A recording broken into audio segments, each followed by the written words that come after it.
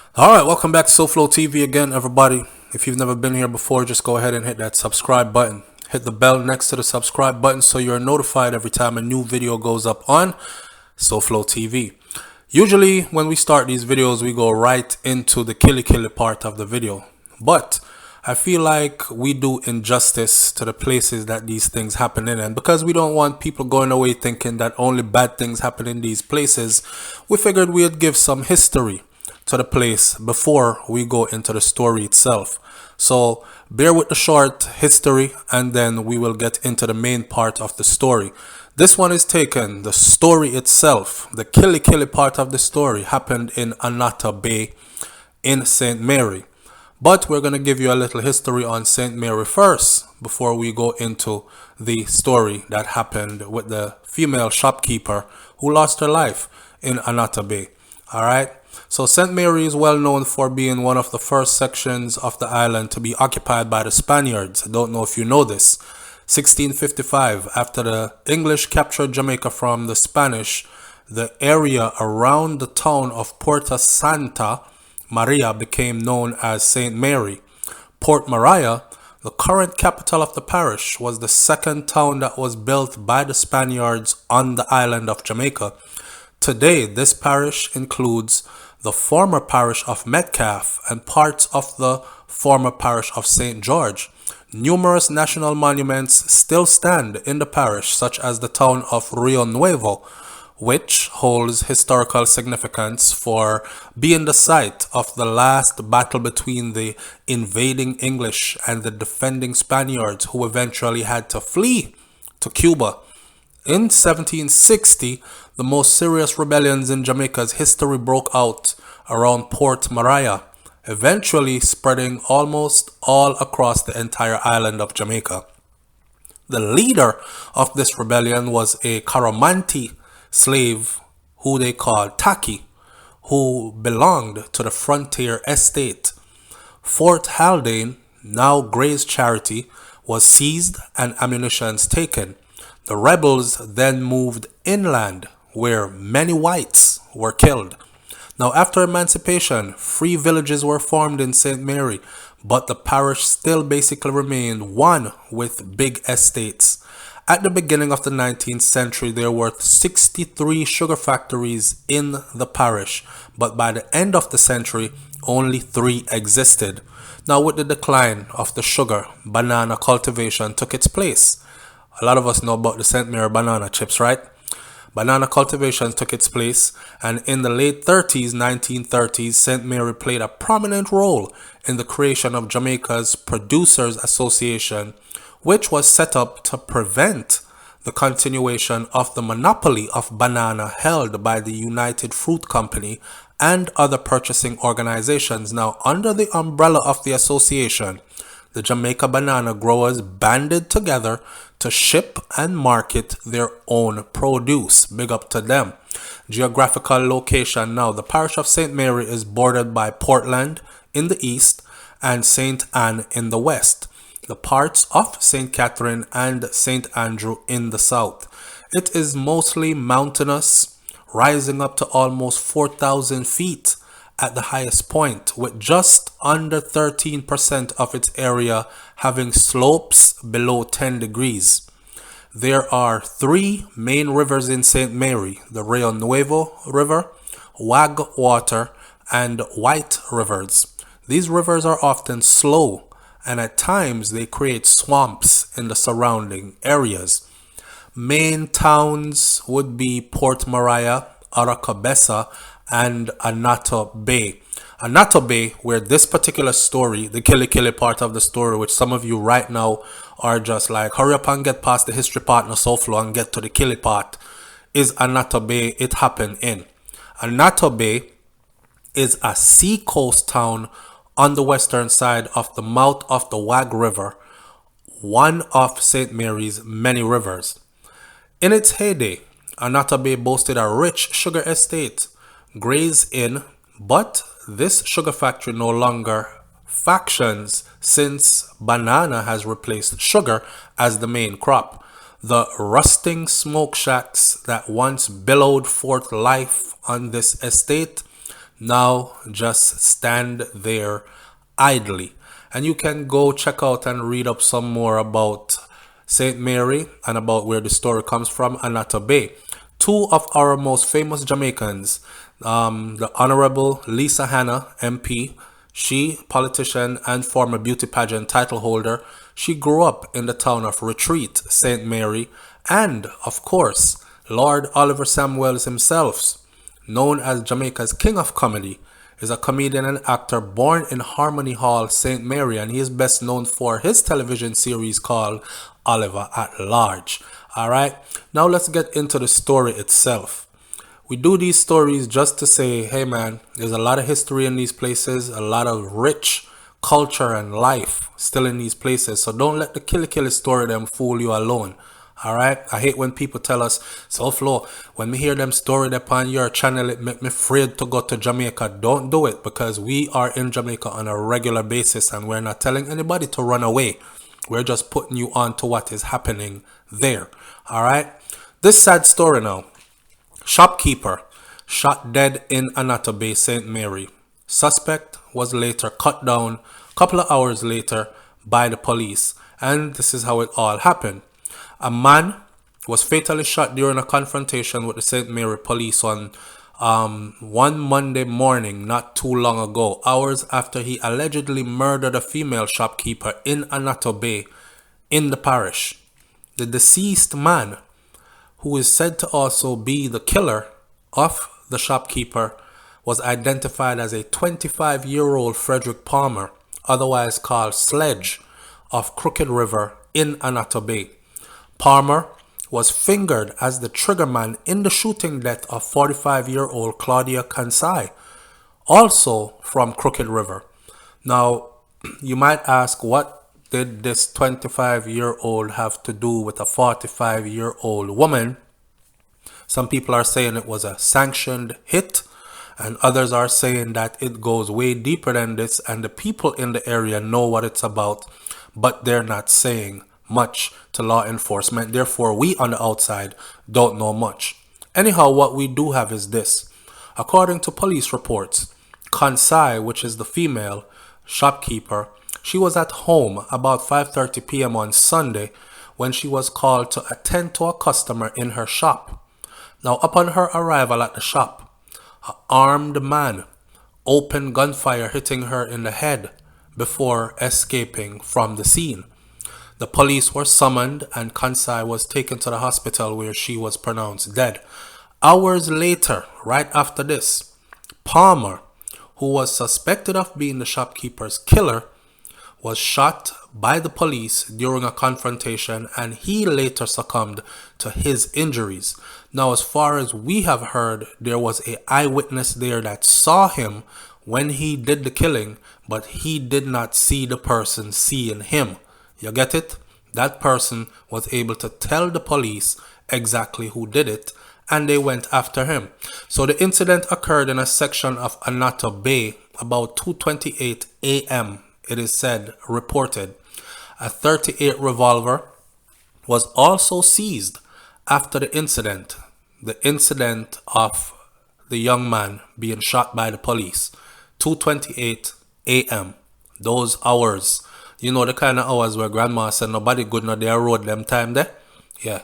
Either police or gunman and thief. A .38 revolver was also seized after the incident, and a representative of the Corporate Communications Unit, CCU, informed the newspapers that this is how the incident went down. Now, I went from there and I went to another part where this same story was carried, and it was also carried in the Jamaica Star, where it says that the shopkeeper killed in Annotto Bay and the suspected gunman was shot after. Residents in the farming community of Crooked River in Annotto Bay, St. Mary, are on edge following the shooting death of a shopkeeper by a lone gunman on Sunday evening. Claudia Consigh was 44 years old and was allegedly shot while serving cigarettes to a man about 5:30 p.m. As you can see, one publication said she was 45, one said she was 44. That's neither here nor there. Maybe she was 44 in her 45th year, but her 45th birthday had not rolled around as yet. However, residents of Crooked River, who for the most part refused to speak to the media, said that they are fearful that there will be some reprisals in this.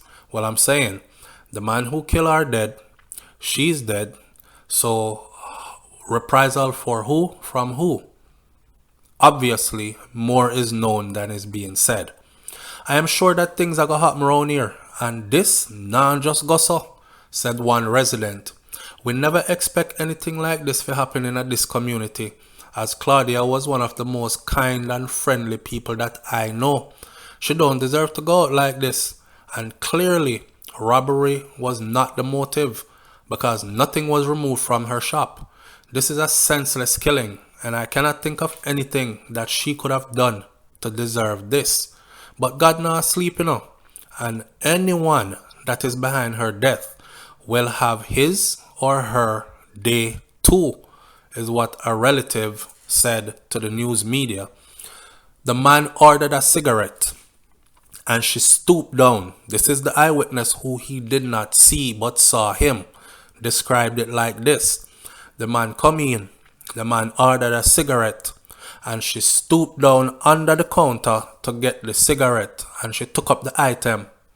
She stood back up, and as she stood up, she turned sideways, and that was when he pulled out a gun and shot her in her face. I was so frightened, but the good thing is that him didn't see me. He then fled the shop on foot, and I went into the shop shortly after, the relative said. Now, according to the police, after shooting Consigh, the gunman fled the community. But hear this, he returned to the same community hours later, pelting big stone at several of the houses in the community. What does that tell you right there? Something in a something. Concerned residents called the police, but he eluded the lawmen. However, he was later spotted during a patrol of the Annotto Bay area. As lawmen approached him, he allegedly pulled out a firearm, and then he was shot fatally. Meantime, the Annotto Bay police are tight-lipped about the incident. They're not saying too much, and no motive has been established yet for the killing of Consigh. Consigh was the 10th person to be murdered in the St Mary Police Division this year of 2022 so far. Now, there were a couple of comments here, right? George, get the facey, says, all kind of sinting a guana Jamaica. Everybody mad. Nobody know or rather remember conflict resolution with violence anymore. Wow. And for them man, yeah, we are kill off the woman them. Me know say a cow on the mama, but Lord God, man, we no have mercy upon the woman them, man. Mike D said, that was simply so sad. Sounds rather like a contract killing though. I am guessing if there is a reprisal, it would be on account of the latter, is being a possible contract killer. Hopefully, there won't be any need for any reprisal because the killer is already dead, and it seems like those tight-lipped people from the community knows more than they are letting out. Lord, people, make we solve crime together, no? Last comment was from somebody named Can We Talk To, and Can We Talk To says again, what's this about? Killing some shopkeeper who is like yourself, who is in the struggle to survive for not only herself but possibly members of her family as well. What becomes of them now? Makes absolutely no sense whatsoever to me. Boy. And I, SouFLoTV, will close this out by saying we put faces to these stories. If y'all realize, I used to cover these stories on a regular basis, but so many Jamaican YouTubers have started covering who get killed today, who get killed tomorrow, and all these things, that there is now room to leave it for someone else to do it. However, we have to put sense to this. And when we do it, we do it in a way that the person, the victim, is not in vain, you know? Because they have a saying, and the saying says that when you die, nobody calls your name, nobody speaks about you. It means you are truly dead. But if people speak about you after you die, it's an African proverb. If people speak about you after you die, then you live, right? And we don't want her, Consigh, to die. Claudia Consigh, say her name. She was 44 or 45 years old. That's young in life. She was obviously progressive and productive. She ran a business that supplied community, right? And we know within our communities how important these businesses are. Not true? Right. Well, she is just another victim of this whole shoot 'em up, shoot, mash out, head, fly, marrow, all that stuff we're going that's been taking over the island for quite some time now. We can't even act as if this is anything new anymore. It has now become more of the norm, the sick norm, than anything else. You know, we wish justice. We hope that justice will be fully served. And if he is the person that killed her, like the eyewitness said it is, and his justice came swiftly, then so be it. You live by the gun, you die by the gun. An eye for an eye, and tooth for a tooth. And that's just the way that it should be. Well, in our books anyways, all right? My prophecy, them dead a road, police shoot them down, than for them to go eat up taxpayers' dollars, get let out on bail, or get sentenced to 10 and 15 years after taking somebody's life. By the way, let me end this by saying this. If you kill somebody that is 45 years old, I believe that the minimum time that you should get in prison is 45 years. That means if you're a 25-year-old that just killed a 45-year-old, you should not see road again until you are 45 plus 25 years old at a minimum, before even considered for probation, parole, or whatever them want to call it, right? Senseless killings, though, I believe you should never be returned to society again, ever. Just like the person you killed will never be able to return again. Talk up in the comment section and tell me how I sound, and I'll catch y'all on the next video. Be careful out there. One love. Peace. I am selling membership to my channel. There's a link right down here. Look down there. Click the link. It will be in the comment section as the first comment. I will pin it there, and it will also be in the description of the video under this video, right? Me not give him no money. Me not pay for listen to him. After me listen to him free all them years, yeah. Scam people, you know. Yo, I'm to the boy, yeah. Yo, boy, I'm gonna look work. You will never be rich off of me. You know, if we hit 2,000 paid members on this channel, I will give away $1,000 US every 30 days. There's a link right down here. Look down there, click the link. It will be in the comment section as the first comment. I will pin it there, and it will also be in the description of the video under this video. It's Eat Good TV, y'all. If you like Jamaican food, but you're struggling to cook it the right way, then here's a channel that gives it to you step by step. You are guaranteed to be able to cook Jamaican food like a real Jamaican from this channel called Eat Good TV. Go over to Eat Good TV, hit that subscribe button, and try cooking one of those meals. She is real calm about how she does her stuff, and she makes sure that you get all the ingredients right. Eat Good TV. Hit that subscribe button over there and tell them SouFLoTV sent you.